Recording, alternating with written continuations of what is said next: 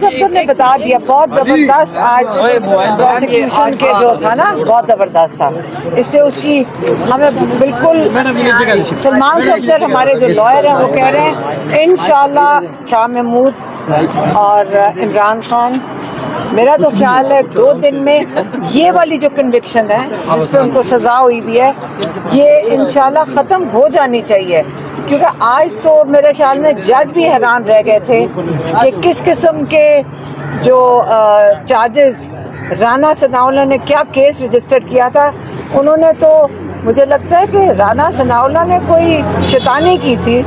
ایسا خراب کیس بنا کے دیا کہ وہ چل ہی نہیں سکتا. لیکن جو انہوں نے وقت گزارا جیل میں اس کا تو کسی کو ازالہ بھرنا چاہیے نا کہ یہ کس نے جنہوں نے یہ تماشا لگایا پچھلے 10 مہینے سے اس کا بھی تو کسی کو جواب دینا ہوگا. اس لیے یہ کیس میرے خیال میں 2 دن سے زیادہ انشاءاللہ نہیں چلے گا. اور انشاءاللہ عمران خان اور ان کو رہا ہونا تو چاہیے. لیکن عمران خان اپنے لیے بالکل پر امید نہیں ہے کیونکہ ان کا خیال ہے کہ القادر کو تیار کیا جا رہا ہے تاکہ ایک ختم ہوئے تو اس کے بعد دوسرا کیس القادر میں ان کو تاکہ سزا ہو جائے. میم رانا ثناءاللہ نے پہلے یہ اسٹیٹمنٹ دی تھی عمران خان کا وجود خطرہ ہے. پھر اب انہوں نے یہ اسٹیٹمنٹ دی ہے. انہوں نے کہا ہے کہ جو سیاسی استحکام ہے اس کے میں جو بڑی رکاوٹ ہے وہ عمران خان ہے. کیا مطلب جو سیاسی استحکام ہے اس میں میں سیریسلی دیکھتی ہوں کہ وہ کیا کہتا ہے. میں تو صرف کیس کی بات کر رہی ہوں جو اس نے بیڑا غرق کر دیا شرمندہ کر دیا ہے جن کے لیے بھی اس نے کیس کیا تھا. اس سے زیادہ کیا بات کرنی ہے اس پہ ٹائم نہیں ضائع کرتے.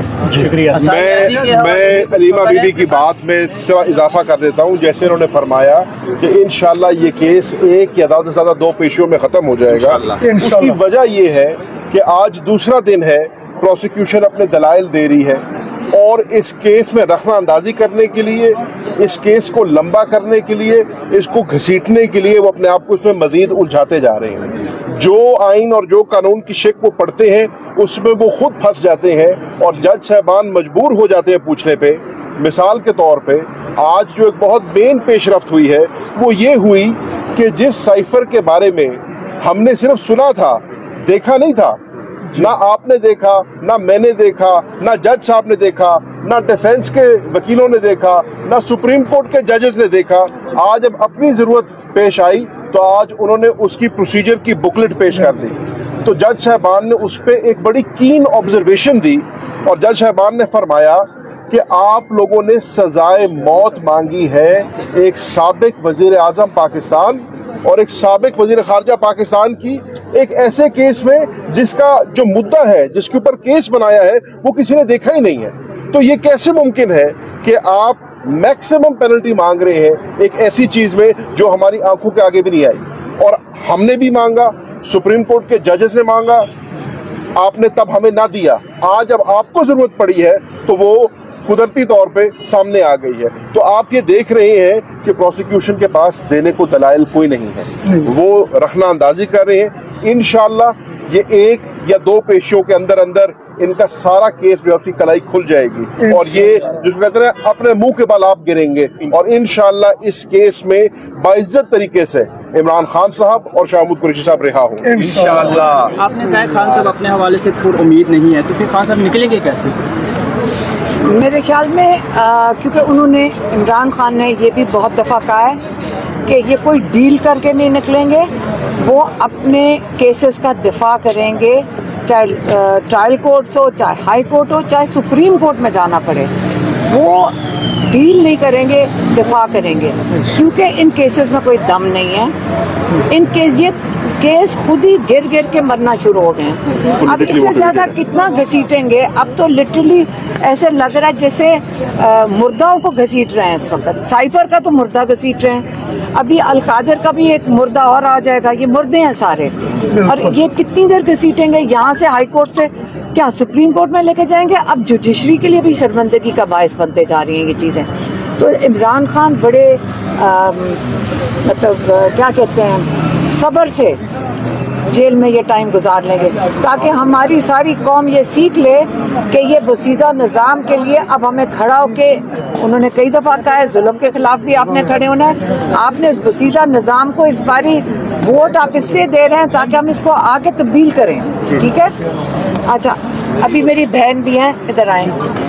اب جو آپ ہم دیکھ رہے ہیں کہ ابھی تک ہم ہائی کورٹ میں عمران خان کے لیے بھی جا رہے ہیں, میری بہن اور میں اپنے لیے بھی جا رہے ہیں, اور اب ہمارا جو نیا سلسلہ شروع ہو رہا ہے وہ حسان نیازی کے لیے بھی جانا پڑے گا, عباد فاروق کے لیے بھی جانا پڑے گا, کیونکہ ہم بھی ان کے ساتھ ہائی کورٹ میں اس سے جانا پڑا ہے کیونکہ اب حسان اور عباد فاروق لاپتہ ہو گئے ہیں. اب وہ جیل جو ملٹری جیل میں تھے وہ وہاں سے لاپتہ ہو گئے ہیں, اور ہمارے لیے یہ جتنی پریشانیاں ڈالتے جائیں ہم اس چیز پہ مضبوط کھڑے ہیں. میری بہن اس لیے یہاں کھڑی ہے کیونکہ یہ آج اپنے بھائی کے کیس کے لیے آئی ہیں اور کل یہ جا رہی ہیں اپنے بیٹے کے لیے. تو کوئی بات نہیں, ہم خواتین ہیں, اگر ہم گھر سے نکلی ہیں پاکستان کی ساری مائیں اور بہنیں گھر سے نکل آئیں گی. یہ بھول جائیں کہ ان کا خیال ہے کہ ہمارے گھروں کو توڑیں گے, ہمارے بچوں کو اٹھائیں گے, ہمارے بھائیوں کو اٹھائیں گے, ہم ڈر جائیں گے. ہم پورے پاکستان میں مائیں اور بھی کھڑی ہوں گی, ہم اکیلے نہیں ہیں, ہمارے ساتھ پورے پاکستان کی مائیں بہنیں. اگر ہم خواتین نکل آئی ہیں, ہم مردوں کو کہنا چاہتے ہیں آپ فکر نہ کریں, ہم آپ کے آگے کھڑے ہیں. سارے بچے سب کے لیے نکلیں گے, جتنے بھی جو ظلم ہے, جتنے بھی ملٹری کورٹ میں اور بچے ہیں ان سب, اور باقی جیلوں میں, اور جو ہم دیکھ کے آئے ہیں جن کی فیملیز پیچھے ہیں, جن غریب مزدوروں کو انہوں نے اٹھایا ہے, ان کے لیے تو ہم نے کھڑے ہونا ہی ہے.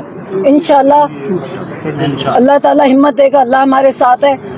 ڈرا رہے ہیں, سب کچھ کر رہے ہیں, دھمکیاں دے, کوئی بات نہیں, ہم اب بیٹھیں گے نہیں. اب چیزیں بہت دور چلی گئی ہیں. ظلم کے خلاف کھڑے ہونا ہر ایک کا فرض ہے. جو ظلم کے خلاف نہیں کھڑا ہوتا وہ ظالم کے ساتھ ہے. اسے ڈیسائیڈ ہم نے کرنا ہے کہ ہم نے مظلوم کے ساتھ کھڑے ہونا ہے, ظالم کے ساتھ, اور ڈرنے کون سی بات ہے. ایک سیکنڈ اب میں رانی سے بات میں بتاتی ہوں کہ میں 2 دن سے یہی بتا رہی ہوں ان کو کہ انہوں نے کہا کہ جی ملٹری تنصیبات کے اوپر توڑ پھوڑ ہوئی. میں تب سے پوچھ رہی ہوں کہ ملٹری تنصیبات کی کیا حیثیت ہے. اینٹیں, پتھر, بیکار جہاز جن کے پیچھے یہ انسانوں کی 25 لوگوں کو شہید کیا, باقیوں کو جیلوں میں بند کر کے سزائیں دے رہے. آپ دیکھیں 10 مہینے تو سب کو ہو گئے, کچھ سزائیں کاٹ رہے. میرا حسان نیازی اگر گیا, جتنی دیر پکڑا نہیں گیا, میرے ڈرائیور اور خنسامے کو اٹھا لیا, ڈرائیور 10 مہینے جیل کاٹ کے آئے, اور ان کا ڈرائیور کاٹ کے کس چیز کی سزا کاٹ رہے نہیں. اور میرا ملازم ایک تھا, وہ بیچارہ بیمار ہو کے ہسپتال کاٹ کے آیا.